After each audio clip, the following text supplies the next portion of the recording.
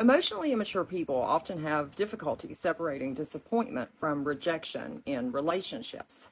When something doesn't go the way that they think it should, they don't experience this as a normal part of life. Instead, they treat it as evidence that they're being pushed away, they don't matter, or someone doesn't love them.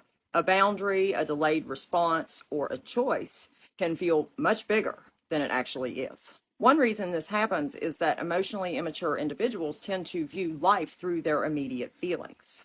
If they feel hurt, then they assume that someone is trying to hurt them. If they feel excluded, they assume they have been excluded.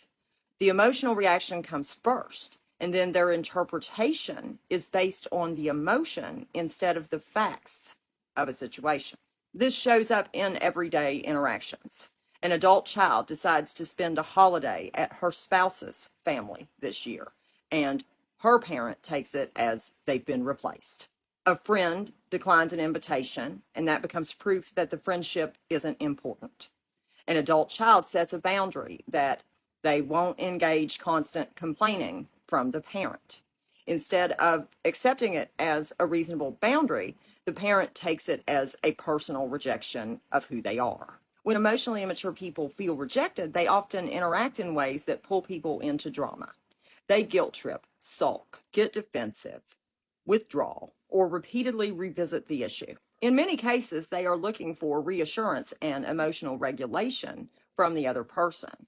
But often what happens is it creates more problems in an already troubled relationship. One of the biggest mistakes people make is trying to explain themselves out of the situation. They offer long justifications, repeatedly defend themselves, or try to convince the other person that no rejection occurred. This usually doesn't work because the issue isn't lack of information. The issue is the emotionally underdeveloped person is reacting to how they feel, not a misunderstanding that can be solved with better facts. A healthier response is to stay calm and don't worry about the other person's interpretation. You're not responsible for them. You can acknowledge that someone feels hurt without agreeing that you did something wrong. I understand this is upsetting. I know that was disappointing for you. That can validate the feeling without accepting accusations. It's important to remember that boundaries are not rejection. Spending time with other people is not rejection. Having a hobby is not rejection. Saying no to a request is not rejection. Having different priorities, not rejection. Emotionally mature relationships allow room for differing opinions, separate lives, and personal limits without turning every difference into a threat to the relationship.